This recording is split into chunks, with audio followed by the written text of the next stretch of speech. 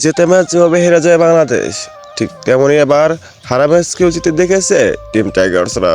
বাসা মোল্লার লড়াই শেষ মুহূর্তে 25 রানে হারায় নেদারল্যান্ডসকে, আর এতে সুপার 8 নিশ্চিত হয় বাংলাদেশ দলের।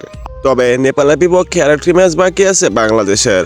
তবে এই ম্যাচের ফলাফল যাই হোক না কেন, বাংলাদেশের সুপার 8 নিশ্চিত হয়ে গেছে অনেক আগেই। পয়েন্ট টেবিলে 4 নম্বর নিয়ে 2 নম্বর অবস্থান করছে বাংলাদেশ।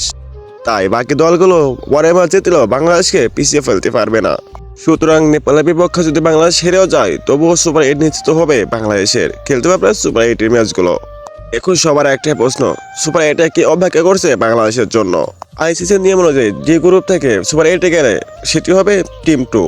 আর টিম 2-তে বাংলাদেশের প্রথম ম্যাচে মুখোমুখি হবে কারা? চলেন জেনে আসা যাক। সুপার 8-এ বাংলাদেশ প্রথম ম্যাচে মুখোমুখি হবে বিশ্ব চ্যাম্পিয়ন অস্ট্রেলিয়ার বিপক্ষে, আর দ্বিতীয় ম্যাচে মুখোমুখি হবে শক্তিশালী ইন্ডিয়ার বিপক্ষে। আর সুপার 8-এর লাস্ট ম্যাচ অর্থাৎ তৃতীয় ম্যাচ মুখোমুখি হবে আফগানিস্তানের বিপক্ষে। সুতরাং বোঝা যাচ্ছে সেমিফাইনাল খেলতে হলে বাংলাদেশকে পাড়ি দিতে হবে এক হিমালয় পর্বত। সুপার 8-এ প্রতিটি দল খেলবে 3টা করে ম্যাচ, আর সেখান থেকে 4টি দল যাবে সেমিফাইনালে। প্রিয় দর্শক, আপনার কি মনে হয় বাংলাদেশ কি পারবে এমন কঠিন ঝড়কে সামাল দিতে? অবশ্যই আপনার মতামতটি কমেন্ট বক্সে জানিয়ে যাবেন।